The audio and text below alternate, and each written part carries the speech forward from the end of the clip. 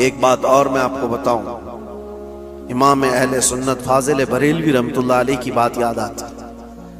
رمضان المبارکہ میں اعتکاف میں تھے، مسجد میں اعتکاف میں بیٹھے ہوتے اور افطاری کے فوراً بعد آپ کو پان کھانے کی عادت تھی، اور گھر سے جو کھانا لاتا لے جاتا تھا تو وہ 10-12 سال کا ایک بچہ تھا۔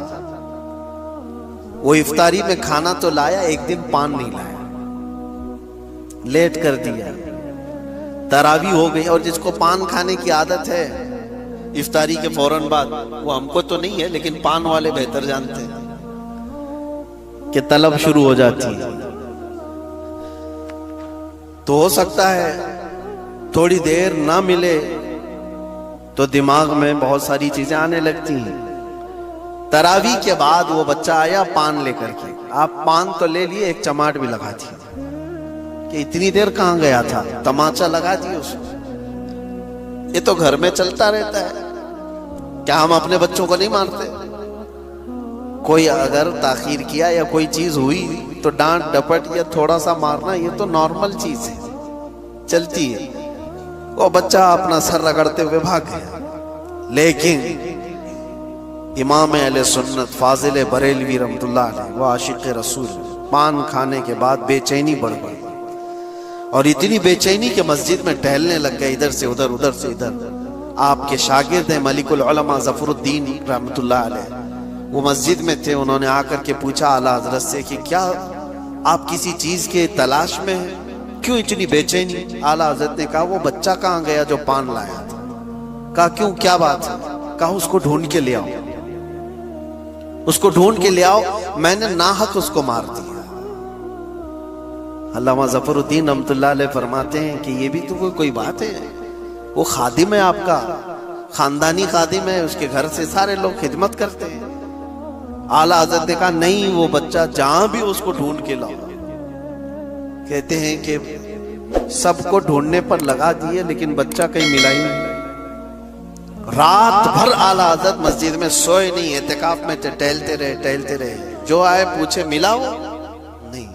سحری کا وقت ہوا تو پھر توشہ دان لے کر کے گھر سے وہ لڑکا آ گیا، کھانا لانے لے جانے کی ذمہ داری تھی۔ سحری کے وقت میں وہ اپنے مزے میں تھا، وہ اپنی دھن میں تھا، وہ آیا، جیسے آیا علامہ ظفر الدین رحمۃ اللہ علیہ فرماتے ہیں ایسا لگا کہ اعلیٰ حضرت کو زندگی کی کوئی بہت بڑی چیز مل گئی۔ دوڑتے ہوئے آئے، توشہ دان اس کا ادھر رکھ دیا اور اس بچے کے سامنے گھٹنے ٹیک کر کے نیچے بیٹھ گئے۔ 12 سال کا لڑکا ہے اور وقت کا مجدد، گھٹنے ٹیک کر نیچے بیٹھ گیا ہے۔ اس کے بازو پکڑ لیے، کہا کہ بیٹا کل مغرب کے بعد تیرے پان نہ لانے پر میں نے تراویح کے بعد جو تجھے تماچا مارا وہ میں نے اپنے نفس کے لیے مارا، میری ضرورت کے لیے مارا، اس سے شریعت کا کیا لینا دینا؟ تو نے ایسا کون سا جرم کیا تھا جس پر اسلام سزا دے سکتا ہے؟ تیرا کوئی جرم نہیں تھا، یہ صرف میں نے اپنے پان کے لیے مارا ہے، کیا تو مجھے معاف کر سکتا ہے؟ بچہ کیا سمجھے، وہ اپنا ہاتھ چھڑانے لگا، بڑے مولانا چھوڑیے، مجھے کوئی مسئلہ نہیں۔ علامہ ظفر الدین رحمۃ اللہ علیہ فرماتے ہیں پیچھے جو اعلیٰ حضرت کے بڑے بڑے شاگرد کھڑے تھے ان کی آنکھوں میں آنسو تھے۔ وقت کا امام اور مجدد ایک بچے کے سامنے معافی مانگ رہا ہے۔ اعلیٰ حضرت نے کہا کل کو بروز قیامت مجھ سے اگر یہ سوال ہو گیا کہ احمد رضا صرف اپنے پان کے لیے کسی کو تماچا کیسے لگا سکتا ہے، میں کیا جواب دوں گا؟ وہ بچہ کہنے لگا کہ ٹھیک ہے میں نے معاف کر دیا۔ اعلیٰ حضرت کو کہہ رہا ہوں میں نے معاف کر دیا۔ اعلیٰ حضرت نے کہا بچے کا اس طرح سے کہہ دینا یہ کافی نہیں ہوتا، اپنے سر سے ٹوپی اتار دی، نیچے رکھ دی، اور اس لڑکے سے کہا میں نے جیسے تجھے تماچا مارا تھا ویسی مجھے بھی تو تماچا لگا۔ اس بچے سے کہے تو بھی تماچا مجھے لگا، وہ ڈر گیا۔ بڑے بڑے علماء جس کے سامنے ادب سے بیٹھتے ہوں وہ آج مجھے کہہ رہا ہے کہ بچہ تو تماچا لگا۔ وہ اپنا ہاتھ چھڑا کر بھاگنے والا تھا لیکن اس کا ہاتھ خود ہی پکڑ کر کے اپنے سر پر تماچا لگواتے، 2 3 4 اس کے ہاتھ سے جب اپنے سر پر تماچے لگوائے تو اس کے بعد کہا اب مجھے جا کر اطمینان ہوا کہ میں نے اپنے نفس کے لیے جو کیا تھا اللہ تعالیٰ اسے مجھے معاف فرما دے۔ میرے عزیزو، اس کو کہتے ہیں اخلاص، اللہ کا خوف۔ یہ فارمیلٹی نہیں ہے، یہ فارمیلٹی نہیں، یہ رسم و رواج نہیں ہے۔ کون کر سکتا ہے؟ کون کر سکتا ہے؟ اسی لیے یہ وہی کر سکتا ہے جس کے دل میں آخرت کا خوف ہے، اللہ کے لیے جو جیتا ہے دنیا میں، وہ یہ کر سکتا ہے۔ باقی لوگ کیا کہیں گے، وہ جینے والا تو کبھی ان تمام چیزوں کے قریب بھی نہیں آ سکتا۔ دکھاوے کے لیے جو زندگیاں چلتی ہیں وہ کبھی نہیں۔ اسی لیے آپ کو میں بات بتا دوں، حضور پاک صلی اللہ تعالی علیہ وسلم کے پاس ایک صحابی آئے، حضرت معاذ اسلمی، جانتے ہو، آ کر کے حضور کے پاس رونے لگے، کہا یا رسول اللہ مجھے پاک کر دیجیے، مجھے پاک کر دیجیے۔ حضور نے فرمایا کیا کیا تم نے؟ انہوں نے کہا میں نے بہت بڑا گناہ کیا ہے، بہت بڑا گناہ کیا۔ حضور نے فرمایا کیا کیا ہے؟ کہا بتا نہیں سکتا یا رسول اللہ، بتانے سے بہتر مر جانا پسند کرتا ہوں۔ تو حضور نے فرمایا بتاؤ تو صحیح، کیا غلط کام کیے، کیا گناہ کیے؟ اس گناہ کے اعتبار سے تمہارے لیے میں بتاؤں؟ اور صحابی نے کہا کلیجہ منہ کو آتا ہے یا رسول اللہ، میں نے بدکاری کی ایک عورت کے ساتھ۔ حضور نے اپنا چہرہ پھیر لیا، وہ زار و قطار رونے لگ گئے حضور کے قدموں میں گر کر۔ یہ بات میں کیوں بتا رہا ہوں؟ جس کو کوئی جانتا نہیں تھا وہ صحابی حضور کے پاس آ کر بتا کیوں رہے؟ ایک عمل ایسا ہے جو چھپ کر کے کیا ہوا تھا، حضور کی بارگاہ میں آ کر رونا اور بتانا کہ مجھ سے یہ غلطی ہو گئی ہے۔ کیوں؟ یہ بندہ وہی کر سکتا ہے جس کے دل میں آخرت کا خوف کہ میری پکڑ ہو گئی تو میں کیا کروں گا، یہاں اللہ کے نبی ہیں، کچھ تو ہو سکتا ہے۔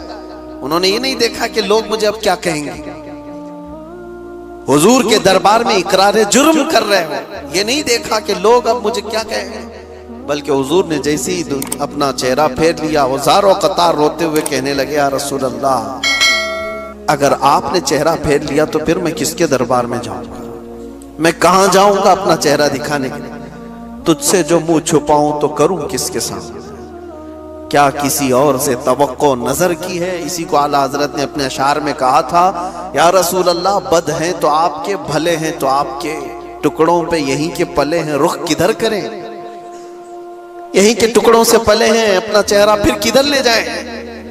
حضور نے کیا پوچھا پتا ہے؟ معاذ ہوش میں بول رہے ہو؟ کہا ہاں یا رسول اللہ ہوش میں بول رہا ہوں۔ تمہیں پتہ ہے اسلام میں اس کی سزا کیا ہے؟ سنسار کر دیا جائے گا، پتھروں سے مار کر ہلاک کر دیا جائے گا۔ انہوں نے کہا ہاں یا رسول اللہ مجھے معلوم ہے۔ جس کو یہ معلوم ہے پھر بھی وہ جا کے بول رہا ہوں، اس کی سزا میں پتھروں سے مار کر ہلاک کیا جا سکتا ہے۔ جس کو یہ معلوم ہے وہ پھر بھی چھپا نہیں رہا ہے، حضور کے دربار میں آ کر بول رہا ہے۔ یہ کون کر سکتا ہے؟ جس کے دل میں یہ خوف ہو اللہ کا، آخرت میں پکڑ ہو گئی تو کیا کروں گا۔ حضور نے فرمایا یہ نشے میں بھی نہیں ہے، ہوش و حواس میں ہے، اور اسلامی سزا اس کو پتہ ہے، اس کے باوجود بول رہا ہے۔ حضور نے 3 بار پوچھا تو انہوں نے وہی جواب دیا۔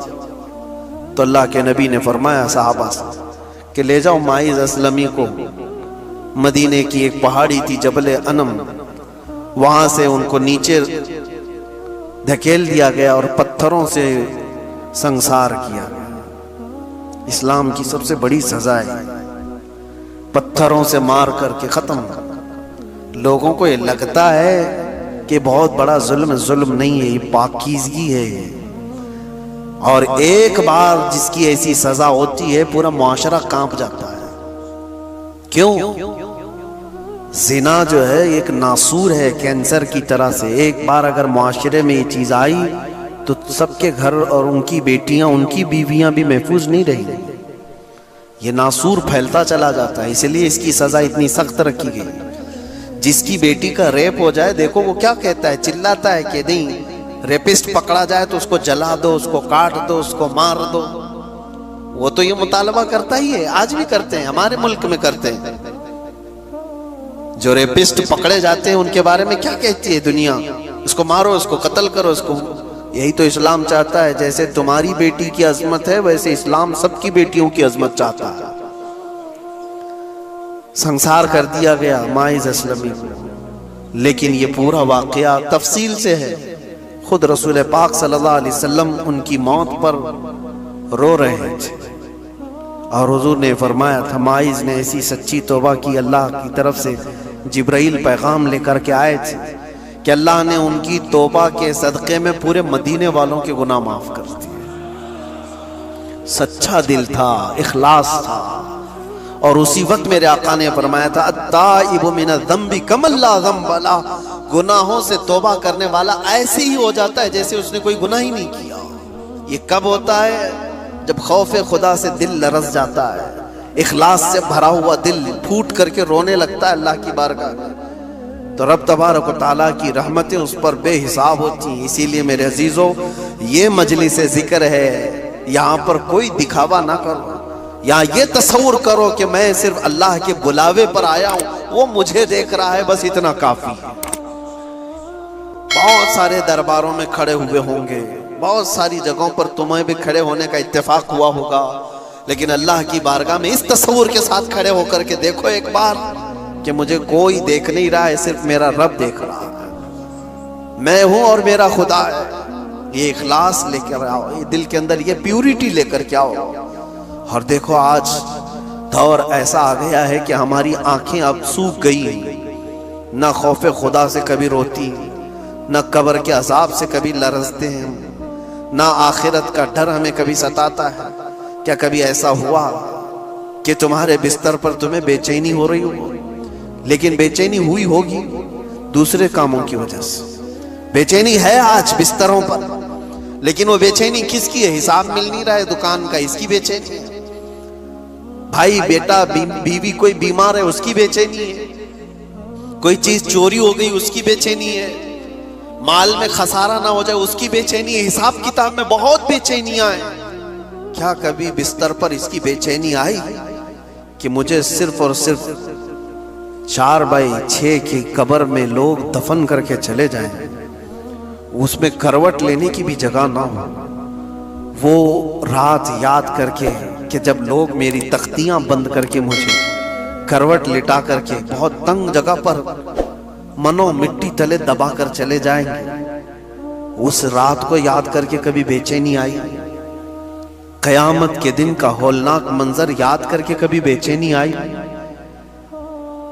دوزخ کی تپتی ہوئی اور وہاں کے سخت عذابوں کو یاد کرتے ہوئے کبھی بے چینی آئی کہ کبھی میں پکڑا گیا تو کیا ہو؟ محشر کے میدان میں میرے عیب کھول دیے جائیں گے، میں منہ دکھانے کے قابل نہ رہوں گا، تو یہ بے چینی آئی کبھی؟ یہ بے چینی کیوں نہیں آتی؟ ہماری آنکھیں کیوں اتنی سوکھ گئی ہیں؟ روتے تو ہیں ہم آپ، لیکن دنیا کے لیے روتے ہیں۔ سچ بتا رہا ہوں میرے عزیز، تمہارے گھر میں کسی کو کچھ ہو جائے تو رونا آتا ہے تمہارے بیٹے کو کوئی تکلیف ہو تو رو لیتے ہو، بیوی کو کوئی تکلیف ہو تو رو لیتے ہو، یہ سب دنیا ہے۔ اور قرآن یہ کہتا ہے یوم لا ينفع مال ولا بنون، وہ دن تو ایسا ہوگا جب تمہارا مال بھی تمہیں کچھ نفع نہیں دے گا، تمہارے بیٹے بھی نہیں نفع دیں گے، جن کے لیے روتے ہو نا آج۔ ہماری آنکھیں روتی ہیں۔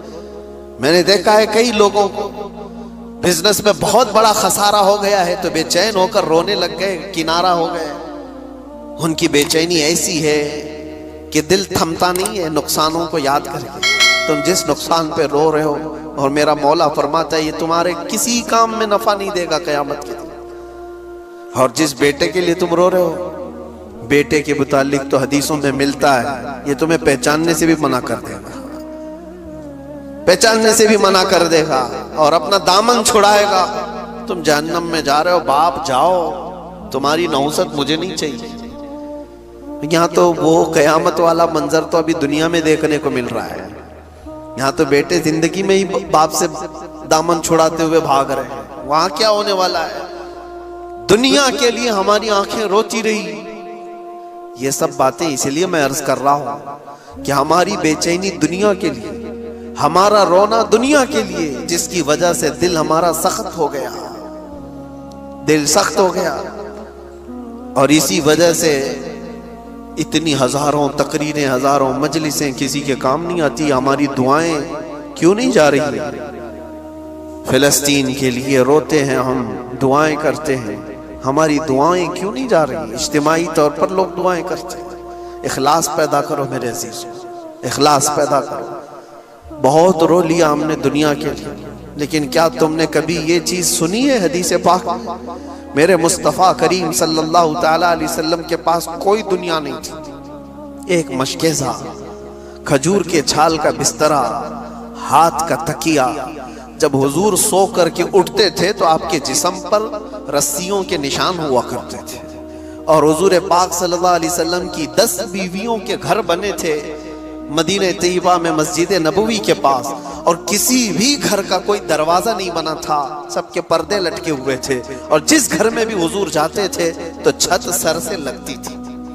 یہ گھر تھے حضور کے، یہ دنیا حضور کے پاس تھی، لیکن قسم رب ذوالجلال کی، میرے آقا کے متعلق جتنے بھی صحابہ بیان کرتے ہیں، پوری زندگی حضور نے کبھی ایک مرتبہ بھی دنیا کی فکر میں حضور کو روتے نہیں دیکھا۔ ہم غریبوں کی فکر میں حضور کو روزانہ روتے ہوئے دیکھا، اس امت کے لیے میرے آقا کو روتے ہوئے اکثر دیکھا صحابہ نے، دنیا کے لیے کبھی نہیں۔